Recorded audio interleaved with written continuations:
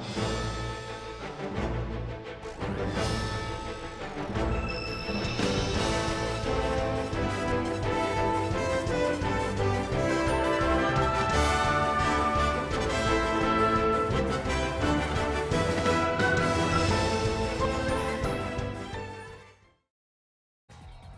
what's going on, guys? Welcome to the Final Fantasy Prefixes video, and today we're going to be talking about Z and Fid and Cilka and Manure. Manure, guys, you guys know all the memes about that unit. We all know about that kind of good stuff. So in this video we're going to talk about all those units. What am I going to score them? What am I going to rate them? I'm going to go completely in depth on all those things. So make sure if you like that kind of stuff, if you like me going in depth, directly telling you guys what's good and what's not so good, should you pull, should you not pull, you know, all that kind of good stuff, please hit the subscribe button, please like the video, and please hit that notification bell. Anyways, let's get into it.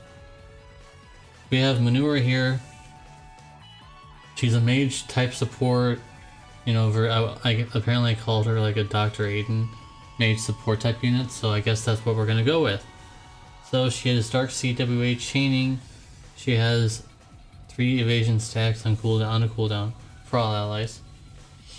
She has targeted, which being single target, 50% physical mitigation, which is okay. You need that for something. That's actually not too bad. It's not good, but it's not bad. And 2 Mirage stacks for 1 ally, which is whatever. That one's on demand, but it's not as good as Renora.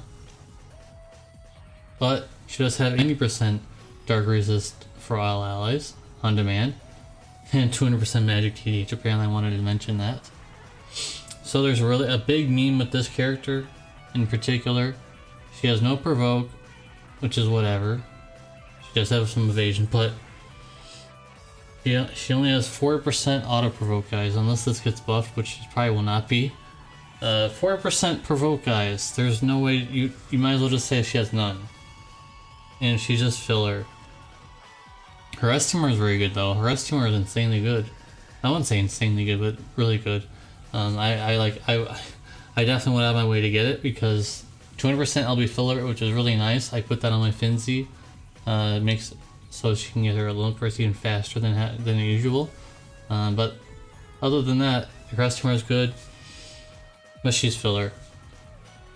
So just because she can give 3 evasion on a cooldown at least, or at least she can do something. She's not completely worthless, but she's just overshadowed by Renora, who is much more useful and proven in trials.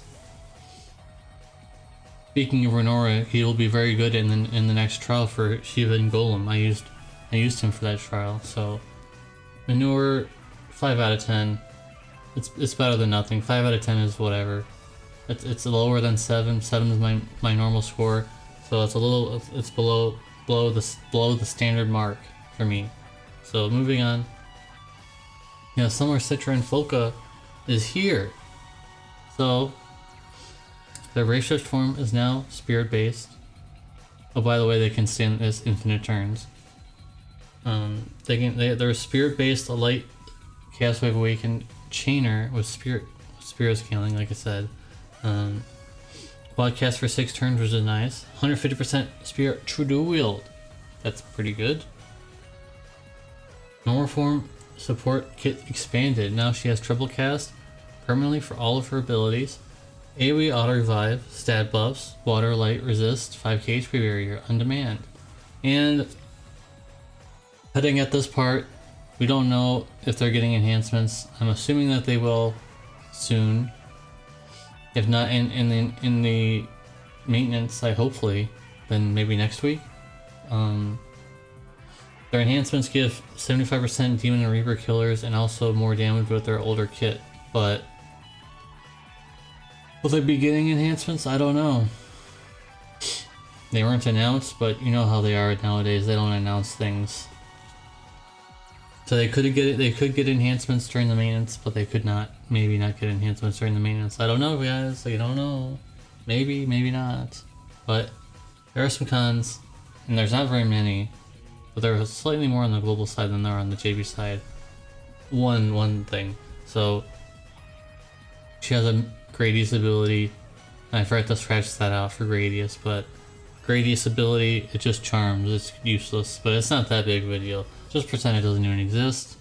And no 6 times cap, but her modifiers are decently high to the point where I guess she really doesn't need it because she does do a lot of damage. But here's the really unfortunate thing, because on the JP side, Sakura and Ayaka, the Valentine unit, S-Team-R and Team-R give Spirit True to wield. And unfortunately, there is no such thing on the global side, so they're stuck with 150% right now. They will not be able to reach, but I'm sure they can still get 14 Spirit, but it's going to be a little harder without the 200%. So that's really the only thing. That's the only con on the global side. What am I going to give them? Well, I think that their enhancements help them out a lot more with their support side, so I'm going to go 8.5 out of 10. If they get enhancements, that's great. If they don't, that's really unfortunate, but they don't really need it that much because their chaining will still be good even without enhancements because it's only for their base form, not their rage shift form. So there's that, guys. 8.5 for that. We got Summer Fid here. I almost said Summer Fid and Lena. Why would I say that?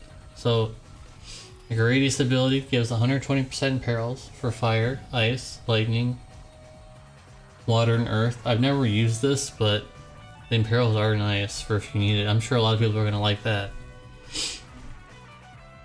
84% breaks in their Neovision upgrade. And again, we're here at the point where I don't know if they're getting enhancements or not. Hopefully they are. Hopefully they are. Because actually hers is really good because you get 75% Aqua Killer, which I've used in Dark Visions quite a lot because there's not much Aquatic Killer in the game. So hopefully she'll be getting it. Hopefully. So yeah, hopefully they can get some enhancements because there's some good stuff in there for that. And the Ray Shift form has water, physical, AoE chaining, 200% TDH, and also 130% water and peril on their lone burst, which is very nice. But there's some unfortunate things I know there's a lot of people that are going to be looking forward to this unit because there's a lot of people that have a lot of her. But there's some unfortunate things. You got a lot of upgrades, but I feel like Vaughn, if you have Vaughn, I think that his roll compression is much better than Breaker, somewhat support, and DPS. Whereas he is a auto provoker, dodge, tank, breaker. I think that's just more useful, but I've used Fid in Dark Visions quite a lot for what she can do with breaks, water and peril, a lot of other imperils and things like that. And so that the fact that she can give water boost with enhancements and also killers, which is nice. So yeah, I think that's pretty nice. And the Race Shift form is just not very strong in terms of DPS. I don't understand why they couldn't have just been like spirit based instead of attack based, because their attack can't go very high. Unfortunate. So I'm gonna give them an 8 out of 10 because the Race Shift form kind of drags their score down quite a bit, like a ball and chain. Their Race Shift form is good. It's just like it's not. You don't expect something like that on a unit that was already good. You expect maybe something to build off of that, but this is like no spirit-based damage. We already have the other one has spirit-based damage. Why couldn't this got spirit-based damage? So moving on to the main event, we've got Shoreline, Fina, and Daisy here. We've got a lot to go over. So first of all, of course, Magic Tank. I think everybody knows that by now. They can cover all allies in both forms, so they have magic cover in both forms. Comparable, I think I wrote that comparably to Gabranth, who at the time he did not have cover in both forms. He only has cover in one form, and has cover for one ally in his other form. So there's that. He has tons of support. They have tons of support capabilities. Very comparable to Cecil. Healing, mitigation, elemental resistance, HP barriers, innate resistances. Has AoE re-raise. Has LB fill for all allies. They can cover physical, but I've never used it. They have revive. I've used that quite a lot. They have A8 Light and View on demand, uncomparable Cecil where this is a cooldown, and preemptive magic cover, which is still insane. Preemptive cover is one of the reasons why you're at it, why you would want to pull for them. Increased light damage, and also increase earth damage in the Brave Transform in their limit bursts. They can start as Rage Chain, but I wouldn't recommend it. And also MP Restore on the cooldown with that LB fill rate. Or not LB fill, it'll fill LB for all allies, but it'll also restore MP percentage wise, so at the end of the turn. Basically, she can do. It's like it's like the phrase, "You can do." I already forgot it. What you can do, I can do better. I think is what it is. Cecil is still good. Don't get me wrong, guys. Cecil is still good, but I mean, just like I said in my JP review, he had a long time under the sun. No pun intended for what we're talking about right now with this unit. He had a long time under the sun, guys. And I feel like it's fine to finally power creep Cecil, but he's still good.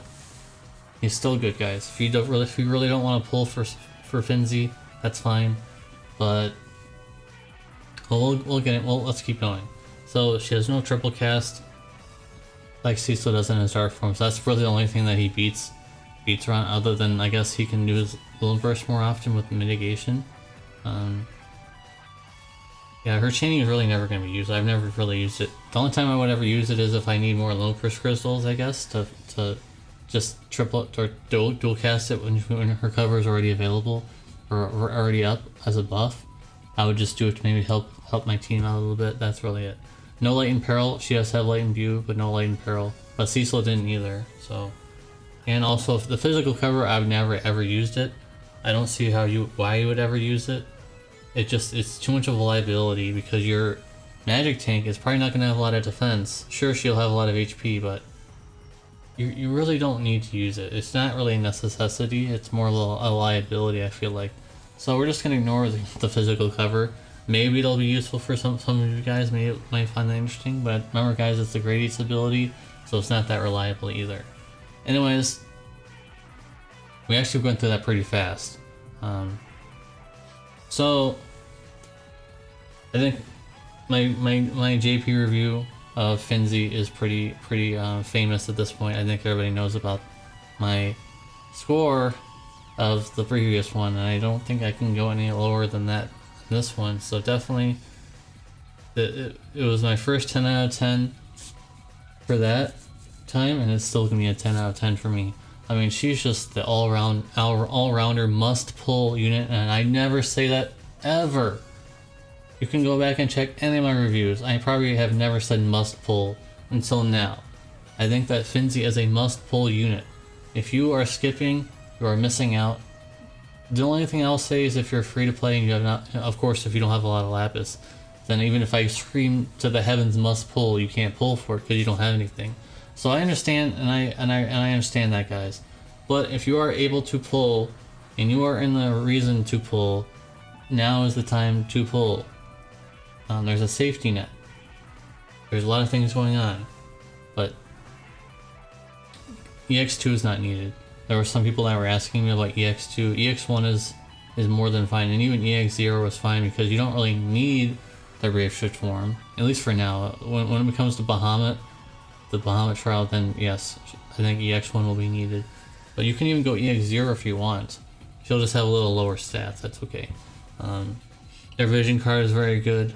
If you can get them to EX1, I would max that right away and put that on and then never take it off. Never take it off ever again. So 10 out of 10, that's the highest score I've ever given any unit, and I've given it twice now. So I don't know when there's ever gonna be another 10 out of 10 unit.